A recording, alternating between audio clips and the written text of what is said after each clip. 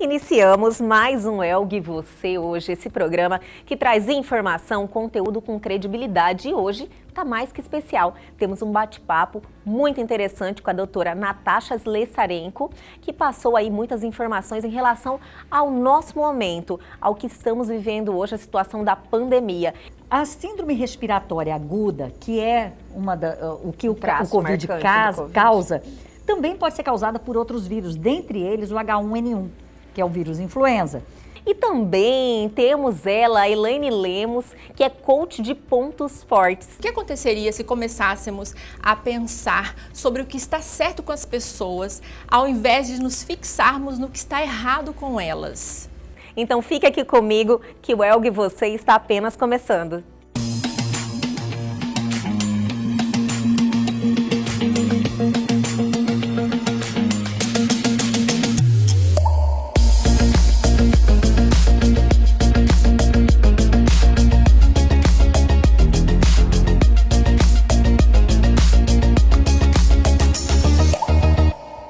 Iniciamos esse quadro maravilhoso que eu adoro quando chega o dia, chega essa quarta-feira e colocamos no ar Você em Evidência. Esse quadro faz referência às pessoas, a acontecimentos aqui da nossa região, Cuiabá e todo o Mato Grosso. E hoje vamos dar início parabenizando uma pessoa especial que está construindo uma história sólida aqui em Cuiabá, que é o DJ Khaled Nasser, que fez aniversário, apagou as velhinhas na última sexta-feira, dia 26. Então o Elgue Você quer mandar aquele abraço, desejar muita saúde e muito sucesso para você, Khaled. E quem também apagou as velhinhas no último dia 27 é ela, a digital influencer Tinara Fava, que está aí sempre contribuindo para a vida das pessoas com seus conteúdos que são assim realmente fantásticos. Tinara, o Elgue Você manda aquele abraço e aquele desejo fortíssimo de muitas felicidades e saúde na sua vida. E está de aniversário essa semana o empresário Rafael Zanin, que é o dono ali da barbearia Leônidas, que fica na Praça Popular, fazendo a beleza de muitos que passam por lá. Rafael, você é uma pessoa iluminada, uma pessoa batalhadora e que merece todo o abraço e o desejo de muita paz no seu coração, saúde e felicidades. É o que desejo, Elgue Você. E o Elgue Você quer agora dar os parabéns para a cidade de Paranatinga, que no último dia 29 completou mais um ano de sua existência. Cidade que fica pertinho aqui de Cuiabá. E o Elgue Você deseja os parabéns a todos que moram na cidade de Paranatinga. E olha só, duas cidades aqui do nosso interior do estado que fazem aniversário no mesmo dia. São as cidades de Campo Novo do Parecis e Campo Verde, que no dia 4 de julho estão comemorando mais um ano de existência. E o Elgue Você quer mandar aquele abraço forte a todos que moram nessas cidades. E nessa semana também comemorou-se o dia de São Pedro, isso mesmo, olha, que é uma data de festividade também, comemora o dia do pescador de homens, né? E eu tenho certeza que está aí no coração de muitos. E o Elgue Você quer ressaltar esse dia muitíssimo especial. E agora, vamos receber uma pessoa especial que veio de Rondonópolis, diretamente para essa entrevista, e eu fiquei muito feliz. Elaine Lemos, coach de pontos fortes. Elaine, primeiro, eu quero agradecer a sua presença aqui, o seu carinho de ter aí se deslocado para estar aqui hoje. O prazer foi meu. Elaine, você me passou, né, lá na pauta, que você é coach de pontos fortes. Isso é uma abordagem diferente desse trabalho, que geralmente trabalha o que você não tem de bom ou que carece na sua personalidade ou que você precisa reforçar, né? Isso. E você vê de uma forma diferente isso, conta pra gente. Então, o Donald Clifton, né, que é o pai dos pontos fortes lá nos Estados Unidos, ele tem uma frase assim: e se começássemos, o que aconteceria se começássemos a pensar sobre o que está certo com as pessoas, ao invés de nos fixarmos no que está errado com elas? E aí, a partir dessa reflexão, ele fez muitos estudos, estudou pessoas que alcançavam excelência em alguma coisa. O que essas pessoas fazem de diferente, né? Que elas alcançam excelência em várias áreas. Ele percebeu que essas pessoas tinham fraquezas? Tinham, né? Como todos nós temos. Mas elas faziam o quê? Focavam em seus pontos fortes. Elas ficavam o tempo inteiro aumentando aquilo que já é bom nelas. E o que fazia com as fraquezas? Administrava, fazia parceria com quem tem aquilo que é fraco nela, mas no outro é forte. E aí, a partir disso, ele fez um trabalho de testar as pessoas para verem quais são os talentos delas. Isso é um ponto de vista muito interessante, porque geralmente é na vida toda, até no ensino fundamental, no colégio, né? Todo mundo fala, no que eu não sou bom? Não sou bom em matemática. Vamos estudar mais matemática. Mas, não, achar que eu sou boa de português, então eu consigo matar isso aí. Então, é cultural isso que vem, né? É verdade. Até para mim foi difícil mudar essa ótica, mentalidade. Né? Eu tenho que estar me policiando, porque vira e mexe, já tô querendo focar no meu defeito. E, na verdade, não é por aí que gera o desenvolvimento que a gente quer. Porque quando a gente foca em pontos fortes, a gente está conhecendo mais a gente. E a gente está querendo reforçar aquilo que a gente já é. Ou seja, eu não preciso ter o que o outro tem para alcançar as coisas que eu quero. Eu já tenho coisas incríveis aqui, eu só preciso trabalhá-las, refiná-las. E aí, com isso, eu posso seguir em frente e alcançar excelência em alguma coisa. É uma forma de você olhar para si também, Sim. parar de olhar só para o seu lado, né? Porque eu acho que fomenta muitos sentimentos negativos, porque você almeja o que é de outra pessoa. Talvez aquilo é um talento da outra pessoa e você tem o seu talento, Não, você mulher, brilha, né? Verdade. Também. E você falou uma coisa aqui que é muito certo. Além de você parar de almejar o que o outro tem, porque você já vai valorizar o que você tem, sabe o que é legal? Você vai respeitar quem é diferente de você. Eu tenho esse talento incrível, ele não tem, mas ele tem outros incríveis. E você vai começar a olhar para ele por essa nuance de talentos e não do que ele não tem. Então você passa a olhar para si pelos pontos fortes e olhar para o outro também assim. Aí os relacionamentos também melhoram, isso que é legal. A vida melhora, né? É. E tem a questão também que às vezes no seu dia a dia, no seu trabalho, nos seus relacionamentos, a gente sempre quer ser bom em tudo. Eu, assim, tenho um problema sério com isso. Mas existe você não consegue, Não. né? Então, assim, se tem alguém que é bom em tudo, olha, é abençoado. Mas a questão de você falar, nossa, eu sou boa para apresentar um programa, porém, eu não sou boa para escrever, por exemplo. Uhum. Exemplo. Sim. Então, assim, existem pessoas que são boas para escrever, Sim, que você são não boas para precisa. fazer outras coisas que não é o seu ponto forte. Sim. Então, isso é uma maneira, eu adorei quando você me passou essa ótica, Uhum. eu na realidade eu já trouxe para minha vida. É muito legal. E nos workshops que eu faço, as pessoas se surpreendem até com isso. Elas veem um talento, porque tem um teste que você faz, inclusive eu gostaria de doar um teste e uma sessão para vocês aqui no programa. Olha! Que você pode sortear, que a pessoa faz o teste de talentos e tem uma devolutiva comigo. Então, você pode contar, né? Eu tenho certeza agora que os telespectadores falam, Elga, como é que vai funcionar? Conta um pouquinho sobre esse teste, as etapas, como é que funciona Sim. um pouquinho. E logo nós vamos aí ter sorteio, minha gente. Né? Coisa boa, obrigada. Perfeita, imagina. Na verdade, a pessoa vai responder perguntas, 180 perguntas, do tipo assim. Se você chega numa festa, você prefere ficar com quem você já conhece ou prefere conhecer pessoas novas? Você recebe um objeto eletrônico, você vai ler o manual, você já vai fazendo ele funcionar. Ou seja, são perguntas de como você funciona, de como você pensa, de como você age. E o resultado são quais são os seus 5 principais talentos natos. Aquilo que você não precisou estudar, você já é bom naquilo. Campelo, nosso amigo querido, óbvio que ele tem o quê? Comunicação muito forte. Comunicação Ele demais. consegue botar em palavras aquilo que dificilmente a gente conseguiria. Com certeza. Então é muito forte nele a comunicação. E são esse tipo de talento, é forma de agir, de pensar e de sentir. São esses tipos de talentos.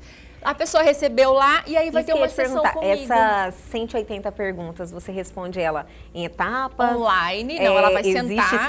É segmentado? É assim, você tem um código de acesso que eu vou doar esse código. A pessoa pode comprar lá no teste no site da Gallup, que é onde fez a certificação de coach de pontos fortes pela Gallup. E aí a pessoa pode acessar e comprar o teste. No caso aqui eu vou doar esse teste, que é um código. Insere o código lá. E aí vão vir as perguntas. Então é bom a pessoa estar, sabe, bem desprovida de, eu vou manipular, eu vou responder. Não, responda a primeira resposta que vier à cabeça. É o seu jeito de ser. No final, vem lá o resultado, quais são os 5 principais talentos dela. E aí a sessão comigo será para a pessoa entender melhor aquilo ali. Entendi. Faz uma filtragem, né? Isso. Faz a pessoa já pensar. Sim. E você vai atuar justamente naquilo que a pessoa te traz já. Tem gente que chega a falar assim, mas isso aqui não é ponto forte não, isso aqui é meu defeito. Como que isso aqui é meu ponto forte? Acontece? Acontece. Mas aí você vai ver, ela fala, não, verdade, mas eu já ganhei muita coisa com isso. Se eu não tivesse esse talento, eu não teria conseguido aquele emprego, eu não conseguiria aquele relacionamento. E ela descobre que, de repente, às vezes, ela está usando de uma forma equivocada o talento. Isso. Só isso, porque ele continua sendo incrível. Gente, mas assim, é engraçado você não conseguir enxergar qual é o seu ponto forte, qual é o seu talento. Ter pessoas que ainda se confundem nisso, né? Isso é muito engraçado. Isso geralmente é falar, algo que você é boa, eu gosto de comunicação. Né? As pessoas têm aquilo que você já sabe e tem pessoas que não conseguem identificar. Porque ficam talvez na barreira do talento. Porque o talento, se ele Como não for assim, refinado... barreira do talento? Barreira do talento. Ele é talento, só que você precisa refiná-lo, que aí é onde eu entro. Exemplo, eu tenho um talento chamado ativação. Então, se você, Elga, falar assim, Elaine, vamos fazer tal coisa, e eu topar, eu vou falar, que dia? Que horas? Qual é o endereço? Eu já vou querer transformar a ideia, isso, em prática. Essa questão do manual, eu não leio o manual, eu já vou fazer no negócio. Ativação. Isso aí é ruim. Maravilhoso. Assim. Ele é maravilhoso pra mim, que já conquistei muita coisa. Quem tá perto de mim se energiza com isso. Sim. Ok. Porém, em algumas situações, eu preciso planejar antes. Não dá pra agir em determinadas situações. Não é que o meu talento é ruim, ele é incrível. Em determinadas situações, tem gente que precisa pensar melhor. Eu preciso respeitar, ela não tem ativação, ela tem intelecção, aquela pessoa que pensa. Então, respeita um pouco isso. Vou estimulá-la? Vou, mas respeitando o outro. Então, o refinar o talento é isso. Você não cair na barreira dele, usá-lo de qualquer jeito, em qualquer lugar. Comunicação, que é o do Campelo, ele usa muito. Só que tem lugar que ele vai precisar ouvir mais do que falar. Então, não é a hora dele usar a comunicação, é a hora dele ouvir. A pessoa precisa ter essa sensibilidade, né? Exatamente. É um autoconhecimento mesmo das coisas boas e quando usar essas coisas boas. Olha, e tem alguma regrinha, assim, fácil, né? Eu já quero passar para os telespectadores, né? Eu sempre pensando em vocês. Tem algo que a gente precisa, assim, observar num ponto da vida? Eu acho legal. Eu trouxe aqui 3 dicas práticas para a pessoa já imaginar como que ela pode saber quais são os talentos dela agora. Sério? Sério. Adorei. O teste de talentos é mais aprofundado, né, gente? Claro. Mas aí, vamos lá, as 3 dicas. Primeiro, você vai completar a frase. Eu sou boa em, ou eu sou bom em. Ai, Elaine, não sei. Pensa em coisas que você tem satisfação em fazer, que você deseja fazer. Qualquer coisa, pergunta para um amigo. Eu sou boa em quê, hein? Pergunta lá e completa. Isso é muito bom. Faz pelo menos 3 frasezinhas. Eu sou boa em, sei lá, fazer planilha. Papai, mãe, né? Fazer planilha. Você é boa de ouvir, você ouve bem as pessoas, você é atenciosa. Enfim, beleza. Segunda dica, que atividades você entra em flow? Ou seja, você começa a fazer aquilo, daqui a pouco você olha, nossa, já passou 1 hora, eu nem vi que passou essa hora. São coisas que realmente te prendem, te hipnotizam quase, Isso. né? Você entra num transe ali. Tem gente que quer cozinhar, tem gente que... O tempo passa... ou tem gente que tem uma empatia e gosta de aconselhar o outro e fica horas conversando e nem viu que o tempo passou. só se dedicando ao outro. Ok, e por último, que eu acho maravilhoso nas minhas sessões de coaching, eu gosto de dar esse exercício e o resultado é incrível. É assim, você vai perguntar para 3 pessoas que gostem de você, né, gente? Por favor, não vai perguntar para quem... Não é para qualquer um que a gente pode abrir, né? Esse tipo de coisa. Essa parte, porque às vezes as pessoas usam isso até para ser te diminuir, né? Então, Pelo não, amor de para as Deus. pessoas de confiança. Você vai perguntar assim para elas, olha, se eu fosse capa de uma revista, de que revista seria? E qual seria o nome da reportagem? Gente, o resultado é muito incrível. Que aí você vai ver como é que as pessoas te veem. E ali tem todos os indícios dos seus talentos, porque a pessoa está vendo aquilo em você. A ponto de você sair na capa de uma revista, então é porque acha que você é muito boa naquilo. Isso aí é algo que já extrai, né, a nossa essência, que você mesmo olha para aquilo e fala, nossa, isso aqui me representa, né? Isso aqui se destaca na minha personalidade. Isso. E eu não estou viajando, as pessoas estão dizendo que eu sou assim também, né? Tem essa questão do outro falar que também, se são pessoas importantes na sua vida, você também considera. Porque a gente quase por muito tempo, lógico que a gente começa a exercitar isso com a maturidade que vai chegando, com o conhecimento, a olhar para você. Mas é tão difícil, né? É mais difícil, por isso que é legal, às vezes, você ter uma ajuda, ou de um livro, ou de treinamentos de coaching, ou dessa sessão que vocês vão ganhar, pelo menos uma pessoa vai ganhar. Com certeza. E tem muito mais ferramentas, né? Tem muito mais ferramentas. Eu vou pedir para vocês aguardarem um pouquinho, que ela vai contar logo após o comercial. Nós voltamos em instantes.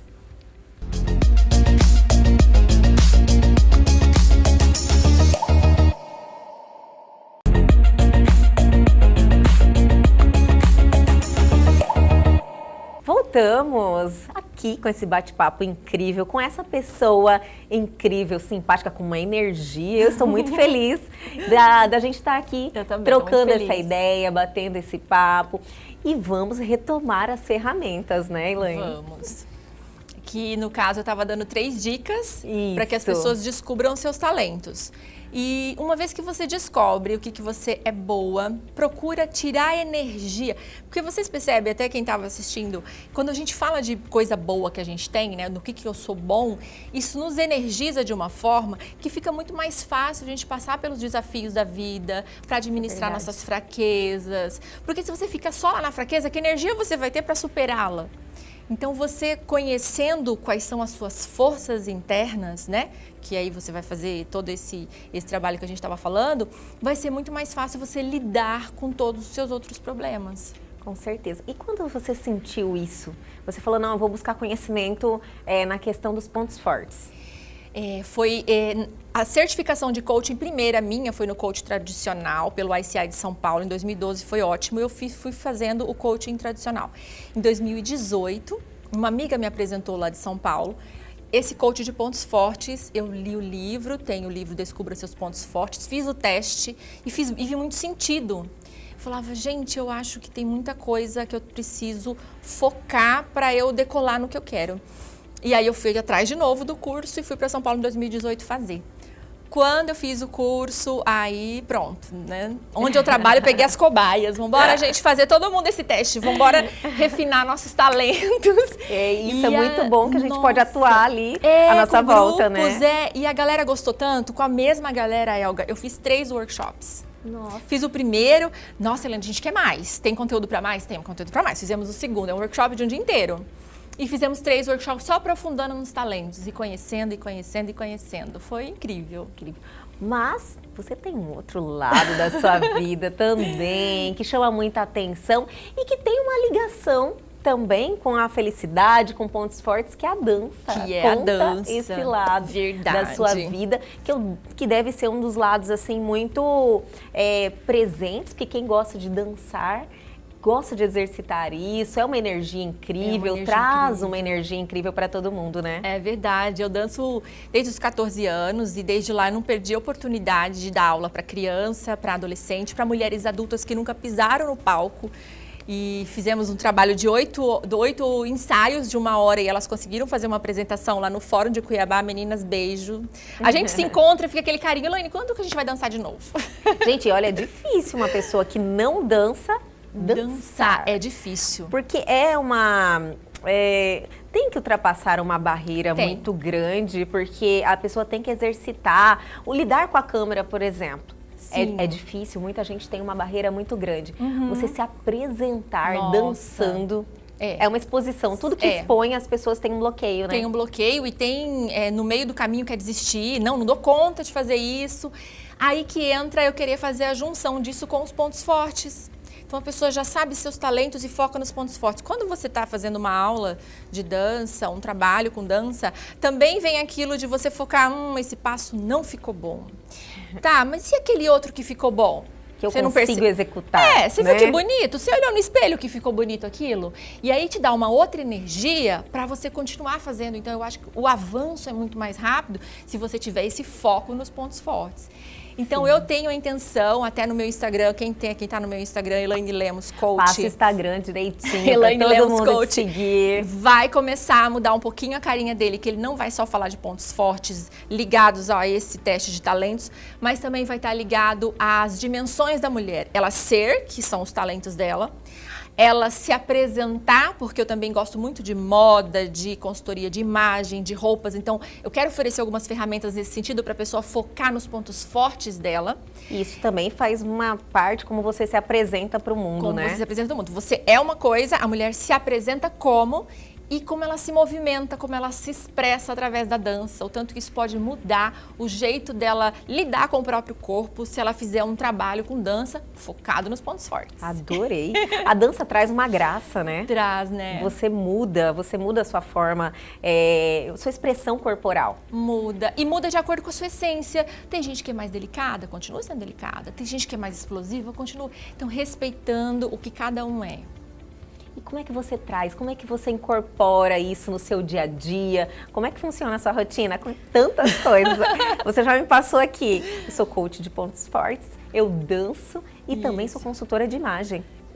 A consultoria de imagem é bem recente. Antes era só eu mesma que gostava de fazer as minhas combinações e estudar. Mas na mesma época que eu fiz o coach de pontos fortes em São Paulo, também fiz o curso de consultoria de imagem. E comecei a estudar sobre isso, atendi algumas pessoas. E tudo muito separado, sabe, Elga? Eu falava, fazia isso, só isso, só isso e só aquilo. E aí eu fazendo o meu propósito de vida, porque eu assistia a Elga com o Campelo. Inclusive, fiz uma live com o Campelo também sobre o propósito de vida. Mas faz uma diferença tão grande gostoso, você né? ir em busca do seu propósito. É um crescimento.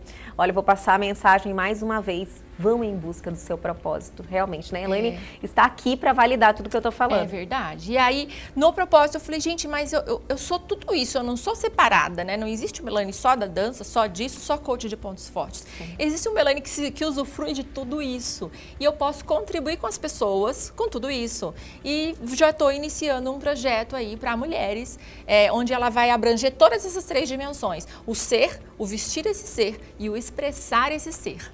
E pra quando é isso? Eu adoro novos projetos, né? Eu vou começando Você divulgando... vai passar essa mensagem no seu Instagram? Isso, eu vou começando... São esses veículos e depois pelo você Instagram, pensa em evoluir para um curso? E depois para curso. E aí a gente precisa adequar, né, gente, ao momento atual. Os meus workshops foram sempre presenciais, né? Então agora eu preciso fazer tudo isso numa roupagem de online agora, né? Se eu já agora quiser tudo é virtual, começar... né? Então, exatamente, estava até conversando agora sobre isso com quem entende, para a gente fazer um trabalho, um curso realmente online. Mas eu vou começar a fazer conteúdo, a alimentar meu Instagram com conteúdo a respeito desses 3 assuntos. Até mesmo que as pessoas elas vão consumindo o conteúdo, vão se interessando e vão buscando mais também e vão direcionando também você, exatamente. Né? Eu já vou contribuindo com você elas vai formatando agora. Já baseado nas dúvidas, Sim, eu perfeito, entendi. Perfeito. À medida que eu vou colocando o conteúdo, eu vou sabendo qual é a receptividade delas. E aí sim a gente pode fazer um trabalho bem bacana.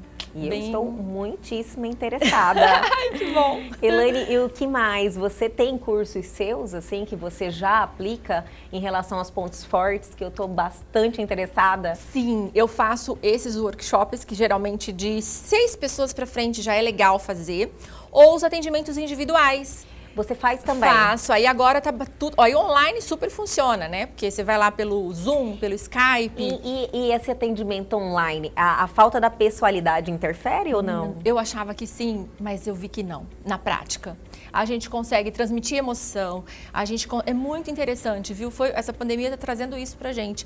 Dá pra você se socializar mesmo online, mesmo pela tela.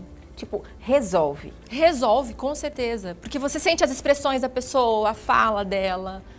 É porque às vezes você fala, a distância pode maquiar um pouco a minha essência. Não, gente, não maquia. Quem já Tudo depende de você se doar também, né? Tem interesse em se doar. De repente, até ao vivo você pode maquiar, né? Dependendo de como você for esperto. E o pior que acontece, Você vai numa terapia, se você não for aberta com a sua terapeuta, você pode... Não, o mais legal é mentir pro terapeuta. Nossa! Né? Isso aí já é o cúmulo, né? Mas acontece, é por isso que eu falo. Que benefício que traz, né, pra pessoa. Sim, a pessoa, mas é um exercício, né, Elaine? É um exercício. Mas, Elaine, olha, foi um prazer imenso bater esse papo com você, porque você trouxe algo, assim, diferente, algo que eu tenho certeza que muita gente vai refletir, né? O que eu tenho de melhor? Sim.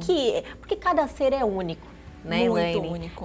Nós somos únicos e nós somos, assim, pessoas com muitas qualidades e que a gente tem que buscar isso dentro da gente. Sim, inclusive esse teste de talentos, ele foi tão bem estudado que você vai encontrar seus 5 principais temas de talento. Você vai encontrar uma em 33 milhões de pessoas no mundo, você vai encontrar uma que tem a mesma sequência dos 5 talentos seus.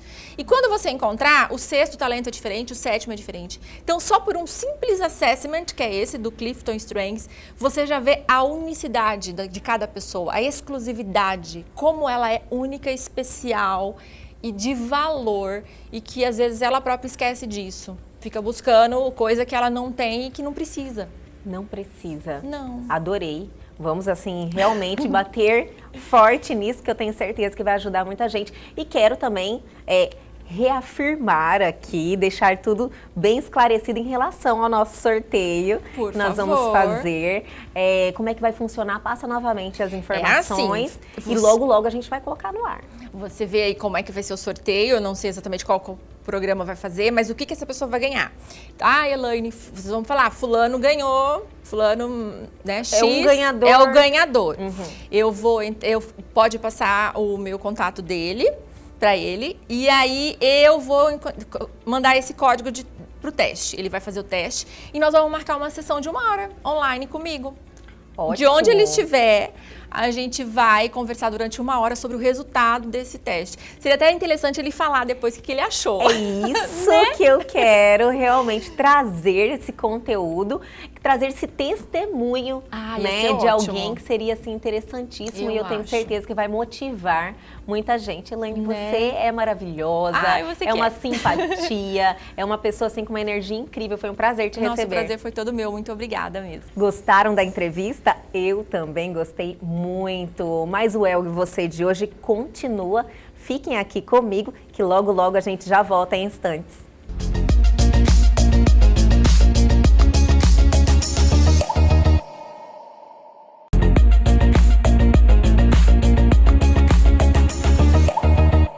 Voltamos e hoje o programa Eu e Você tem o prazer e a honra de receber a doutora Natasha Silessarenko, que está brilhantando com a sua presença aqui. Olha, é uma honra mesmo te receber aqui, doutora. A honra é toda minha, Elga. É um prazer. Lindo o seu estúdio, linda você. Muito obrigada pelo convite e o prazer de estar aqui.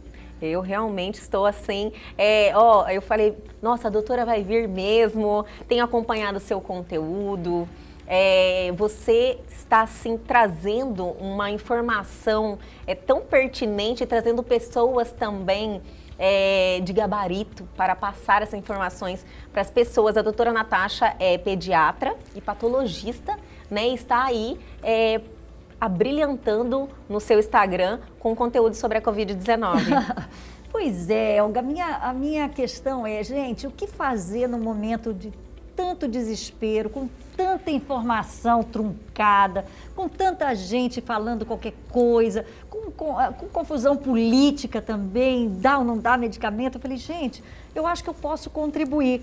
Quem, na verdade, me auxiliou nisso foi a minha cunhada Priscila. Ela me ajudou muito e falou, Natasha, por que você não faz, não começa? E foi a partir daí, então, que eu comecei a trabalhar esses conteúdos e a dar essa informação, porque realmente informação com confiança, informação com credibilidade, não tem interesse nenhum de ir para um lado ou para o outro. Eu quero dar informação clara, transparente e alina para o meu público, né? Digamos, para o meu paciente. Com certeza, porque as pessoas que já estão ali no seu veículo, já confiam muito em você, no seu trabalho, e você tem aquele comprometimento com a sua imagem, com o seu nome, e passando essa informação, a gente realmente, assim, confia. Fico muito feliz por isso, afinal de contas, são quase 30 anos de medicina, é muito tempo, né? Eu falo, gente, quando eu tiver 10 anos de formada, eu vou ser velha.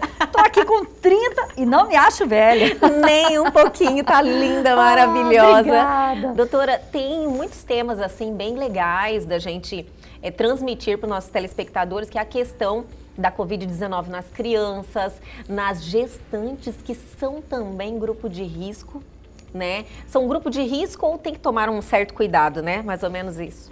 Na verdade, assim, no início dessa pandemia, as gestantes não foram colocadas desde o início como grupo de risco. Não foram. Era um grupo de risco pessoas com comorbidades, então, os hipertensos, diabéticos, cardiopatas, pneumopatas, asmáticos, os pacientes com imunodepressão, com câncer, pacientes com AVC, enfim, eram esses os grupos de risco. Aí entraram os obesos, porque viram que realmente as UTIs, os casos mais graves aconteciam obesos, os fumantes, aí veio aquela celeuma, fumo piora, não piora, enfim, fumo piora.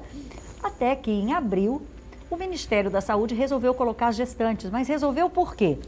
Não porque elas tivessem um desfecho pior, que elas estivessem tendo quadros mais graves. Não, mas porque a síndrome respiratória aguda, que é o que o Covid causa, também pode ser causada por outros vírus, dentre eles o H1N1, que é o vírus influenza. Sim. E as gestantes são grupo de risco para H1N1. Então, o quadro clínico da Covid-19 e do H1N1 é muito parecido, é igual. Então, a gente não sabe se a paciente está com um ou se a paciente está com outro. Então, por causa disso e porque a gestação em si já é um estado trombogênico, a paciente gestante, ela pode desenvolver tromboses pelo simples estado de estar gestante, existe um risco maior de trombose e a Covid-19, nas suas fases mais graves, pode levar a trombose. Então, por isso optou-se por colocar tanto a gestante quanto a puérpera, que é aquela mulher que teve neném até 45 dias após o parto. Então, puérpera. Então, essas gestantes e puérperas estão consideradas no grupo de risco para a Covid-19.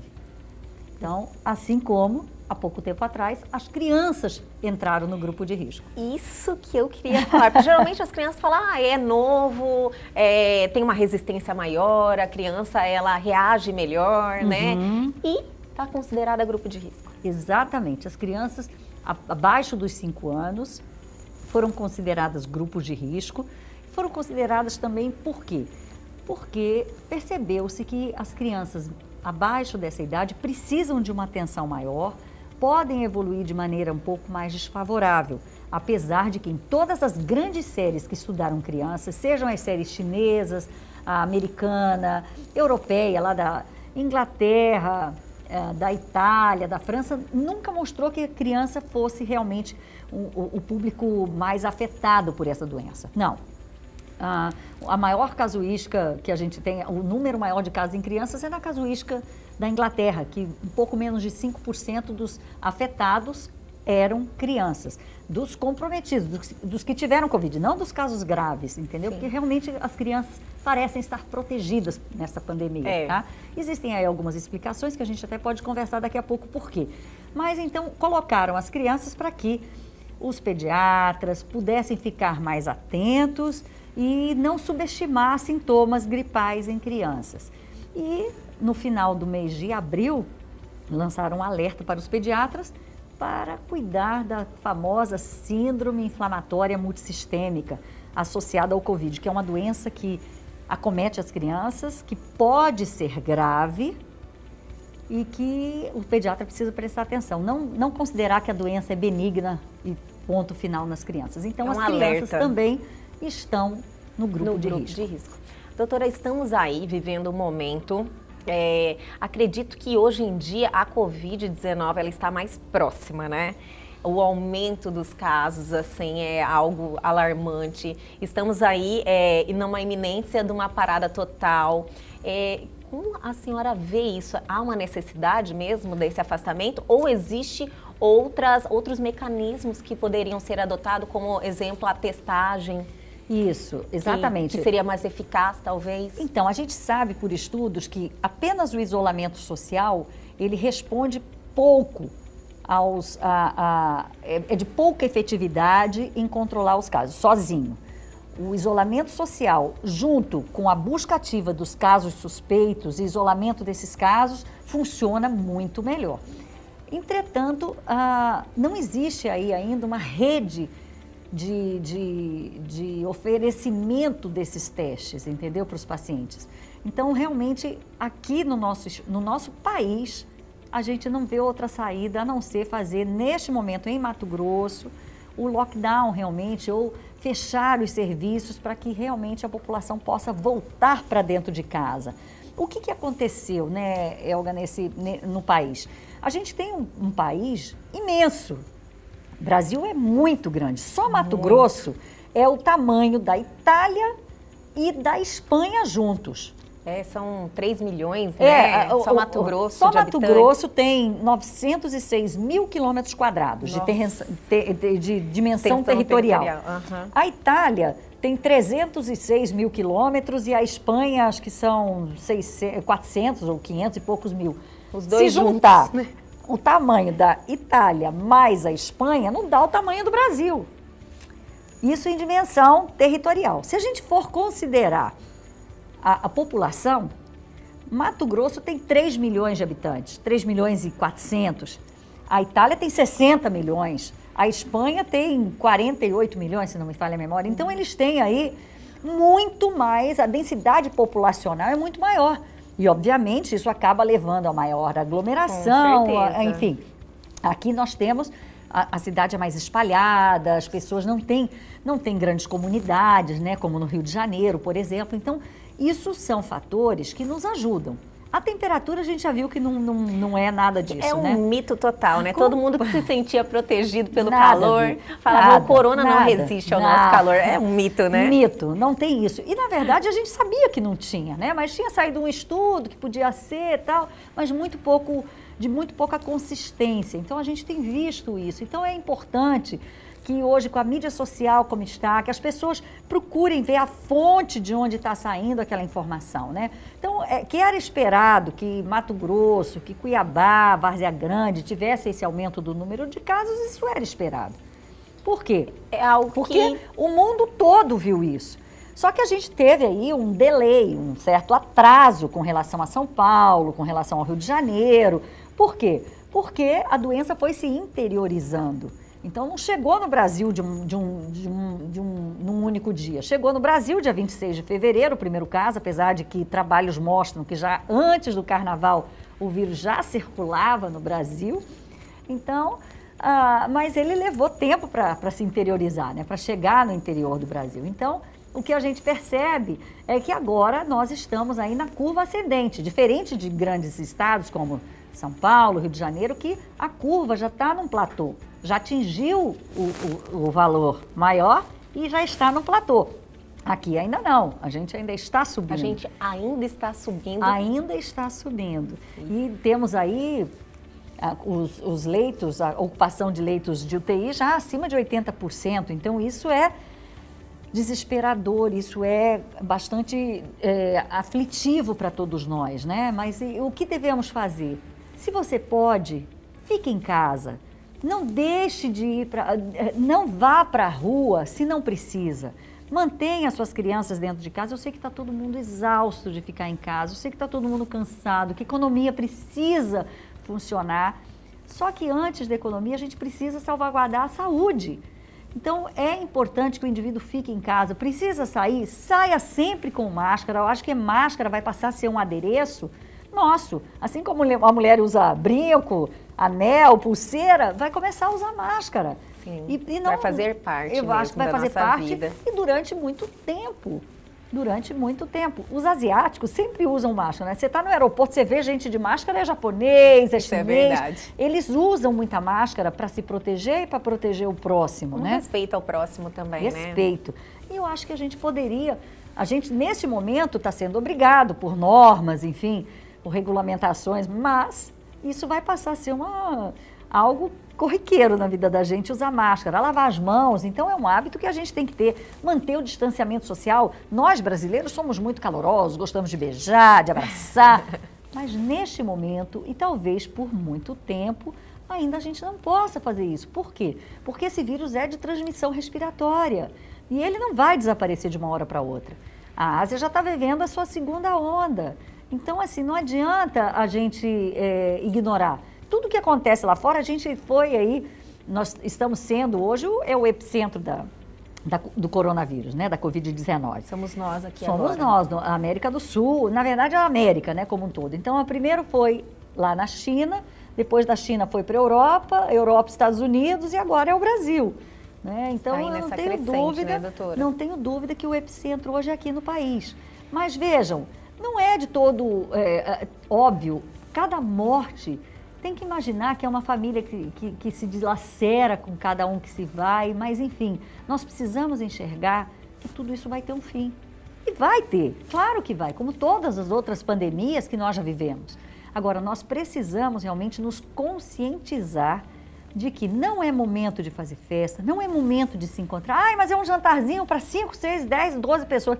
Não pode, não é o momento, basta um ali estar infectado, que certamente está, para poder fazer realmente dar problema. Eu quero falar da questão, doutora, dos testes e também dos assintomáticos. Mas é daqui a pouquinho, logo após o comercial, a gente já volta em instantes.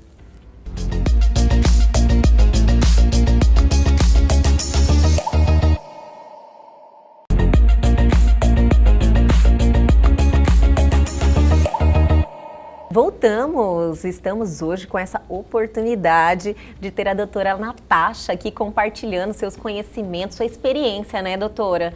Porque, olha, estar aí frente a frente como médica, é bem complicado você vivenciar tudo que está acontecendo, né? É bem complicado, mas quem escolhe fazer medicina tem esse amor por isso. Em momento nenhum, Elga, eu pensei em... Meu Deus, vou ficar em casa. Não fiquei um dia em casa nessa pandemia. Um dia. Nunca. Não me isolei, não tive sintoma, não tive nada até então. Acredito Amém. Que eu já tive. Amém. Mas assim, quem escolhe fazer medicina, faz isso com o maior amor e nem sente. Faz não tem parte, medo nenhum, né? Não. Essa é a missão, é o propósito da profissão, né? Exatamente, é o propósito de ser médico. Isso é maravilhoso ter pessoas assim. Doutora, existe um questionamento em relação aos testes, né? É um teste demorado, um teste que, em N casos que a gente tem visto aí as pessoas falarem que dá errado, não tem uma eficácia. Como é que está isso? Será que não existe uma outra saída? Nenhum lugar do mundo tem testes mais efetivos e com mais rapidez? Excelente sua pergunta, Elga. Vamos lá. O que é que a gente tem para fazer diagnóstico, né? Isso. Então, existem dois tipos de testes. A gente tem os testes que pesquisam o vírus e tem os testes que pesquisam anticorpos. Sim. Os testes que pesquisam o vírus são basicamente o RT-PCR, que é o PCR, aquele que a gente coloca o cotonete no nariz, pesquisa o vírus ali, tá? Esse teste, ele tem uma sensibilidade de 63%. O que é a sensibilidade? É a capacidade que meu teste tem de ser positivo entre os doentes. Então, é 63%. Respeitadas as seguintes condições: o indivíduo ter sintomas, ser bem colhido e coletar entre o 2º e o 7º dia de sintoma. Então, vejam. São muitos requisitos, né? Muito. Para o teste ser bom, ser bem colhido, colocar lá dentro do nariz, fazer o movimento giratório, transportar adequado. Então, realmente, assim, a gente muitas vezes acaba não tendo uma assertividade do teste por não colher direito, por não transportar direito, por não acondicionar direito, enfim. Esse teste tem que ser congelado para chegar até São Paulo, ele não é feito aqui. Eu não sei se algum laboratório realiza esse teste aqui. Então, esta é a pesquisa do vírus. Deve ser feito no indivíduo com sintoma, tá? Agora, aquele indivíduo que não tem sintoma, mas entrou em contato com alguém. Sim. Aquele indivíduo que vai fazer uma cirurgia, uma gestante que está indo para a sala de parto. Então, nesses casos, este é o teste de eleição. Este é o teste que deve ser feito. Ele pesquisa o vírus e é considerado padrão ouro para diagnóstico da Covid-19, ok? Sim. Este é o teste, então, PCR. Além do PCR, também pesquisa o vírus, tem o teste rápido para pesquisa do vírus. Que sai também mais rápido. Também, esse é aquele que a gente coloca o cotonete no nariz e bota ali. Esse teste ainda está sendo validado no Brasil, mas vai ser um teste fantástico para ter nos hospitais, para quando o paciente chegar, a gestante vai chegar para ter neném, não conseguiu fazer o PCR, faz o teste rápido ali. Maravilhoso. E tem sido um teste que tem aí, na nossa validação, os dados preliminares estão mostrando que ele é um teste bom. Então, isso para ver o vírus. O outro tipo de teste é para ver anticorpo. Sim. O que é anticorpo? Anticorpo é aquilo que o nosso organismo produz em resposta a uma infecção. Então, quando você tem, por exemplo, vamos lá, eu tenho toxoplasmose, o meu organismo produz anticorpo contra a toxoplasmose. Para combater, né? Para combater, perfeito. Então, eu entrei em contato com o vírus, nesses primeiros dias, eu tenho que colher o PCR, tá? Depois de pelo menos 2 semanas, 15 dias, que começa a produção dos anticorpos. Então, não adianta fazer teste rápido para pesquisa de anticorpo se eu estou com sintoma. Ele vai dar negativo. Além de que a performance dos testes rápidos se mostraram muito ruins, tanto que os grandes laboratórios do Brasil, nenhum oferece teste rápido. Por quê? Porque eles não têm um bom desempenho, porque eles têm um alto índice de falsos negativos. Sim. Entendeu? Então, o teste rápido, ele é para pesquisa de anticorpo. Existe teste rápido para pesquisa de antígeno, mas ainda não tem no Brasil, que é aquilo que a gente conversou. Está sendo validado nos grandes laboratórios. O que se usa são os testes rápidos para pesquisa de anticorpo. E, infelizmente, surgiu uma explosão de empresas vendendo esses testes rápidos. Inclusive, laboratórios que abriram só para fazer o teste rápido para Covid. Sem fazer validação. Validação é um processo que todo exame que é feito em laboratório precisa ser validado. Sim. O que é isso? Eu pego o teste que eu quero colocar no laboratório, no caso, o teste rápido, e eu vou parear com um teste que eu já tenha conhecimento, que eu já faço, tal. Por exemplo, o PCR. E eu vou parear, vou colher sangue do paciente, porque o teste rápido é feito no sangue ou na ponta do dedo. Sim. Eu colho o sangue ou furo o dedo e vou comparar com o meu PCR e vou tirar as minhas conclusões daquele teste. Eu não vou acreditar no fabricante que diz, para o fabricante ele sempre vai dizer que o teste dele é maravilhoso, que ele pega tudo. Não. Então eu faço a minha validação. E a imensa maioria dos laboratórios que oferece teste rápido não fez validação. Ou seja, estão usando de maneira inapropriada. E o paciente, coitado, na angústia de resolver o problema, de saber se ele tem ou não tem, ele vai fazer. Então o teste rápido, ele tem problemas porque ele dá muito falso negativo. E o outro teste que pesquisa anticorpo é o chamado teste sorológico convencional. Aí tem ELISA, quimiluminescência, eletroquimiluminescência, mas esse tem que colher o sangue. Sim. E ficar no laboratório 2, 3 dias. Porque existe teste rápido que colhe sangue também. Eles são menos piores do que o que fura o dedo. Menos piores Menos é pior. ótimo. Mas é possível. Então, gente, quer fazer a pesquisa de anticorpo, seja pelo teste rápido, ou seja pela pesquisa de anticorpo de sorologia convencional, tem que esperar 15 dias do início dos sintomas, ou pelo menos 3 semanas do contato suspeito. Porque às vezes o indivíduo não desenvolve a doença. Mas vamos dizer, eu fui numa festa e um indivíduo teve sintoma. Pronto. Isso. Aí quanto tempo eu devo fazer o teste?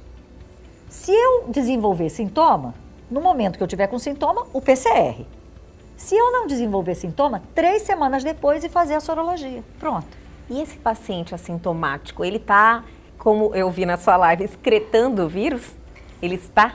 Está. A gente já foi provado que ele está excretando o vírus. Menos quantidade. Exatamente, em menor quantidade do que ele... Você está ficando muito Eu fiz minha lição de casa, assisti todas as lives. Então, o paciente que tem sem sintoma, ele vai eliminar o vírus, mas ele elimina menos. Por quê? Porque ele está sem sintoma. Então, ele não espirra, ele não tosse, ele não escorre nariz. E com isso, são essas as fontes maiores do vírus. Ao espirrar, eu elimino aquelas gotículas do vírus que podem ficar até 3 horas no ambiente. Ao tossir, a mesma coisa. E ele é resistente, né, doutora?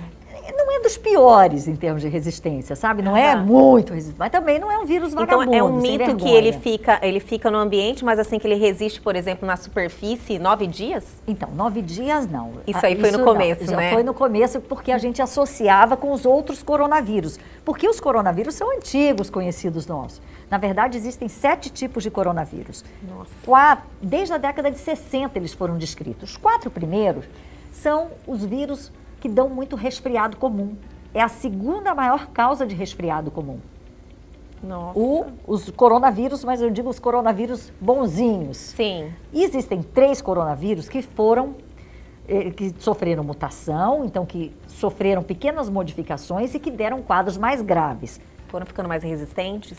Foram dando quadros mais graves. Não dá para dizer resistente porque não tem remédio para eles. Né? Então a gente fala em ficar mais resistente quando tem remédio. Sim. Então o SARS-CoV, por exemplo, que foi em 2002, ele deu um número de casos, acho que chegou a quase 2.000 e poucos casos na China. E alguns poucos casos fora da China, ali na Ásia mesmo.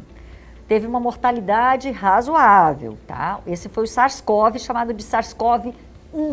Não recebe o 1, mas é SARS-CoV. SARS é uma sigla de S-A-R-S, que quer dizer Síndrome Respiratória Aguda Grave. Então, era uma gripe que virou uma falta de ar grave. Sim. Então, é exatamente igual ao SARS-CoV-2, que está dando essa Covid-19 agora em 2019. E no meio delas teve o MERS, M-E-R-S, Síndrome Respiratória Aguda do Oriente Médio. Nossa. Que deu ali na região das penínsulas árabes, ali no Oriente Médio. Essa tinha uma mortalidade que chegou a mais de 36%. Então, de cada 100 pessoas que pegavam o MERS, 36 morriam. Nossa. Muito alta, né? Então, já o SARS-CoV-2, então essa é a linhagem dos coronavírus do mal, né? Que dão doença mais grave, digamos assim.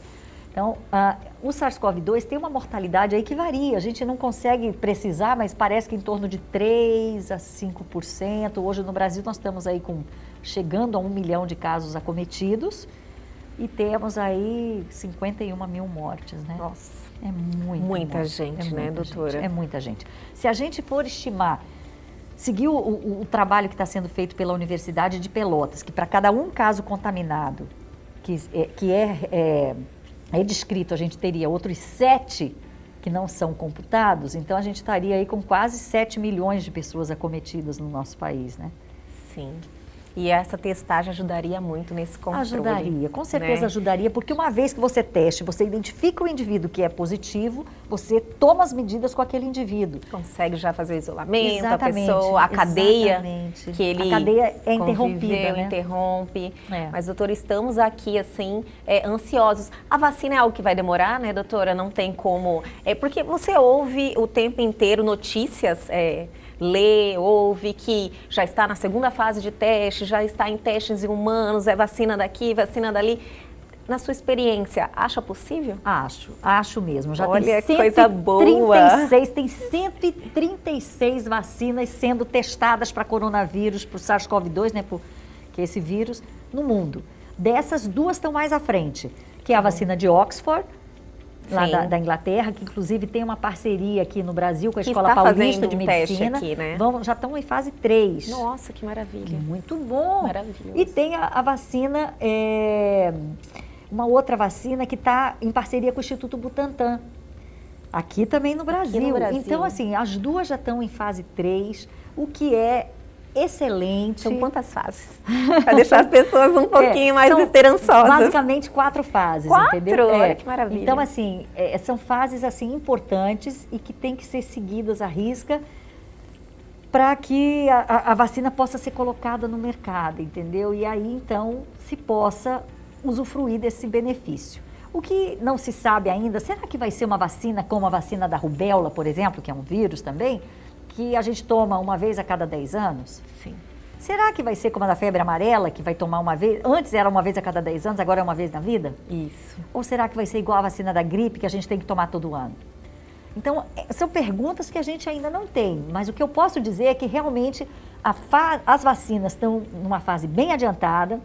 A gente sabe que a maioria delas não vai conseguir chegar aí a cumprir todos o rigor Sim. que se exige para fazer uma vacina, que realmente precisa de um rigor muito grande. Que era uma questão, falavam, era Mas 3 anos para começar na fase a ter. clínica, ou seja, já estão testando em seres humanos para testar a eficácia dessa vacina. Isso é maravilhoso.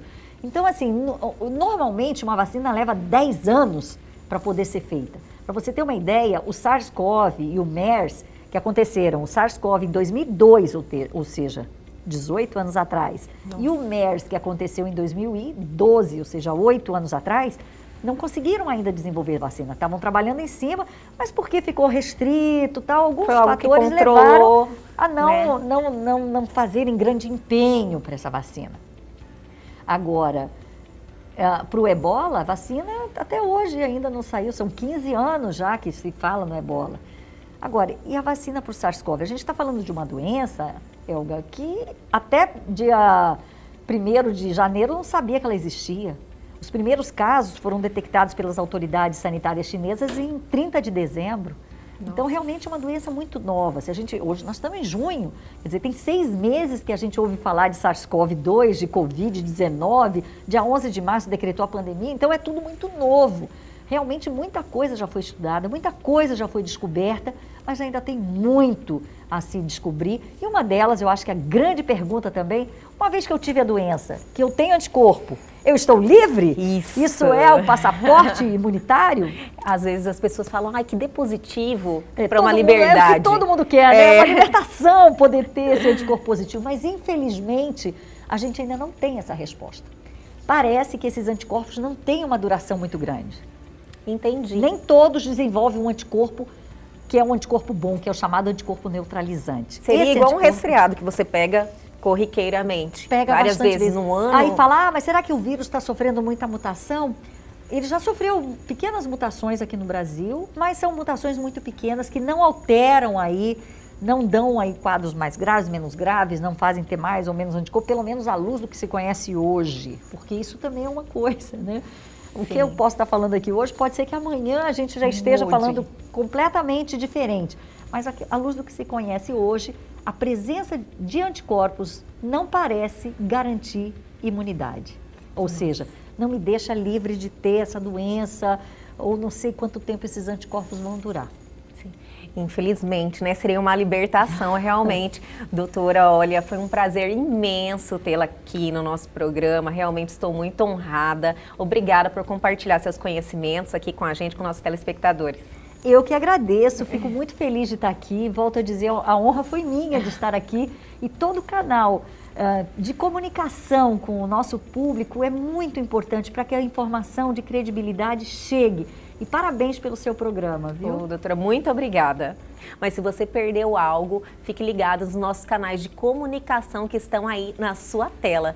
E o Elg Você volta amanhã às 21h30 aqui na TV Pantanal, canal 22.1. Aguardo vocês.